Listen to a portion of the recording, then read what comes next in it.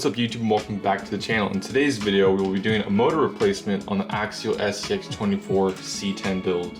So this C10 has been on my channel for quite some time. I think we're up to almost 20 episodes on this little truck, so if you haven't seen those, definitely click up the playlist right here. You'll learn a lot. But for today's video, we will be replacing the motor. So, with all those added mods, you do add a lot of weight to the truck, and over time, these little motors do burn out and they don't last very long. So that's a precaution you should be looking at when you're adding weight to your truck. So, unfortunately, I don't have a better motor replacement right now for this little C10. Something more powerful with more torque, so the same thing won't happen again, which it most likely will, but for now, this will do. So this is a stock DYNS1217 SCX24 motor with the Pinion. So this was about, I want to say, maybe under 10 bucks on Horizon Hobby. I got this maybe 5-6 months ago because I knew this was going to happen eventually, but just never had the opportunity to put it on. But recently I went out to a crawl and I burnt out my little motor. So one way you can tell if you burnt out your motor or not, first thing you should do is turn on your remote control. That's on. And then you're going to turn on your ESC. That's on. So the motor and the ESC are both on now, and now you turn servo and you're going, but when I hit the gas on the remote, there is no movement. So maybe you're thinking, oh, maybe the battery's dead. So then you replace the battery and it still does the same thing. Okay then.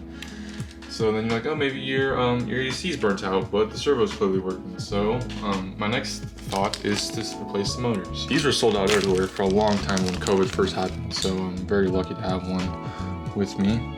So here is a new motor, and so we're gonna unplug the motor on the ESC, unplug that. We're gonna plug in our new motor, and we'll see if this motor turns. I don't know if we'll be able to tell if it turns or not. I've never done this before. But I'll plug this in. So now we have the new motor plugged in, and then we're going to turn on the remote. We're going to turn on the ESC. We're turning. Let's see what happens when we hit the trigger. Yep. So it's definitely the motor that is burnt out, if you can see it or hear it. So there is the new motor, the trigger, and the little pinion spins. So that tells me that my old motor is burnt out. So now we're gonna continue with taking in the old one out and putting in the new one. Okay, so the first thing to do is remove the body. If you've been following along with the channel, you know I like to do that. So here I have my Wera 1.3 hex. Perfect tool for working on your SCX24. It will be linked in the description, and I'm just gonna remove the body mounts. Not the body mounts, the hinge where the body attaches to the frame.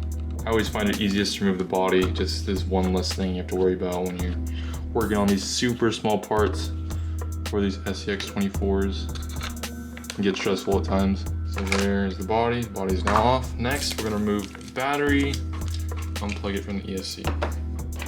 So now we have the battery and the body off. We wanna tilt the truck. There's two little screws right here. There's one here and one here, and we're gonna undo those two. There's two. And one thing I love about this new mat that I have is that I can organize my screws. So those are the screws that came with the new motor. Those are the screws that were attached to the body and the hinge. And these are the screws that are removed from the skid plate. So this mat's really working out. Definitely would recommend it. That link will also be in the description. So now we got those two screws undone. Now, there's one more, I believe, in here somewhere. And I want to say, we need to remove this battery tray first to get to that last one.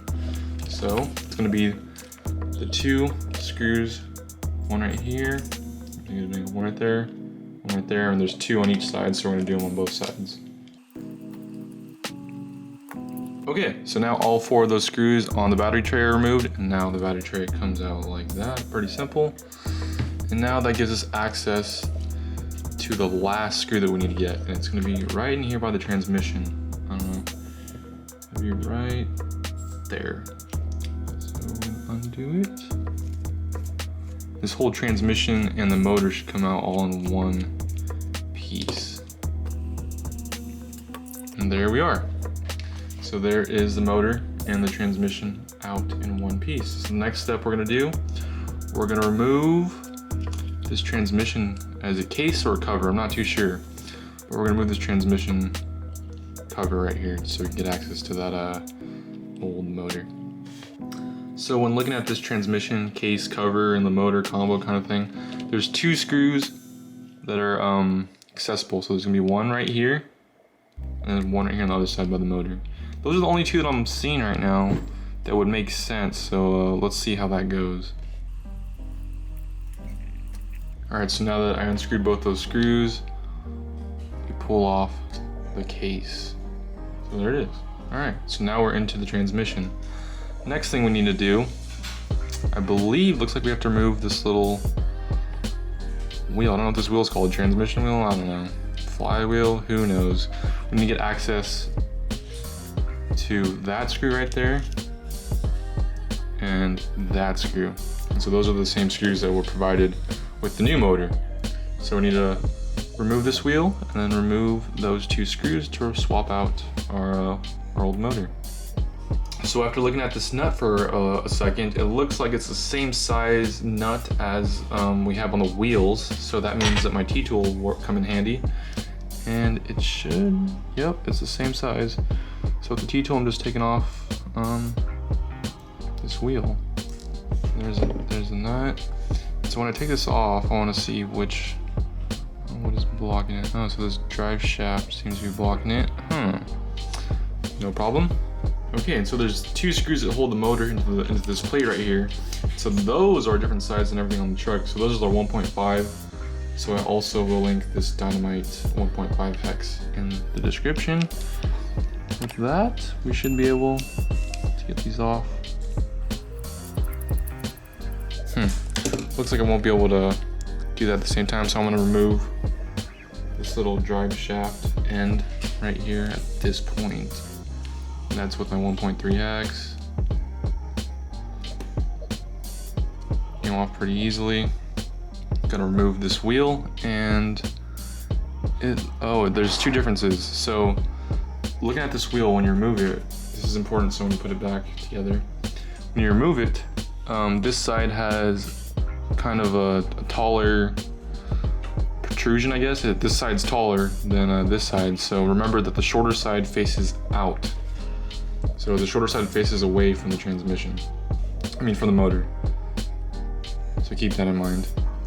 And so with our last little screw right here, we should be able to free this motor from this transmission plate.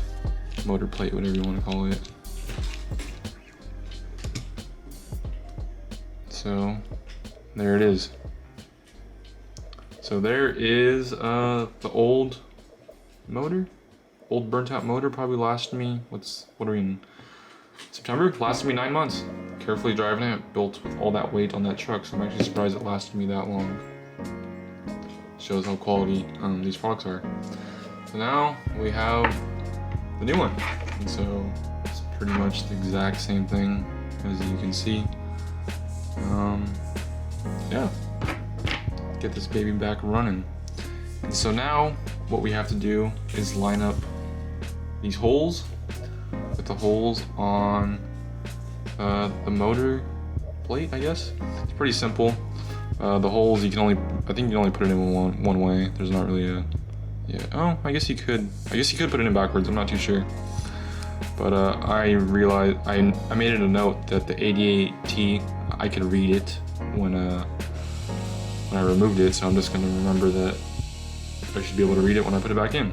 So now we're just gonna reverse the whole entire process and get this motor back in position.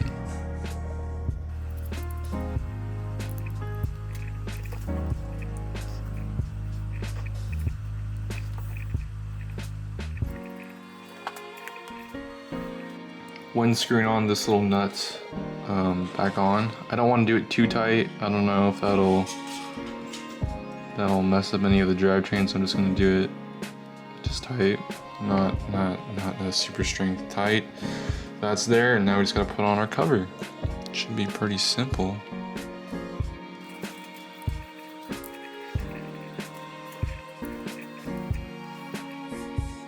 Alright, so there is the entire motor disassembled, reassembled, and ready to be put back into the truck. So now we're just gonna clear this desk, and we're gonna put the chassis back there. And so there's only one way for this to go in, so let's not try to mess that up. Alright, so that's in place. It might make this a little bit more tricky to reconnect these drive shafts. So let's, yeah, it's definitely gonna make that tricky. So let's take that back out again and do the drive shaft first. So we're gonna remove this, and then we're gonna connect the drive shafts first, and then screw that little part back in. This is kind of a tricky, how can I say it? A tricky kind of dance we got going on right here, but it is possible. I've done it many times before. It's just a little bit of annoying. So after a little bit of wiggling, it's definitely not easy, but it's not too hard. Definitely takes some patience. I got those drive shafts connected, and so we're screwing in that screw up top. That's in place, so those shouldn't move around anymore, which they're not. Then we're gonna grab 2 screws that were connected down below. Gonna reconnect these on the skid plate.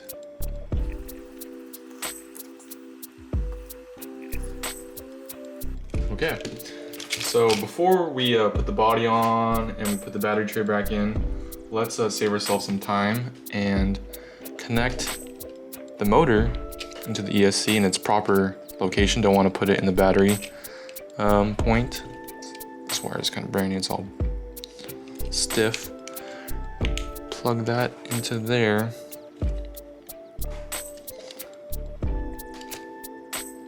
It's all plugged in. And then we're gonna grab our battery. Make sure it's in the right slot.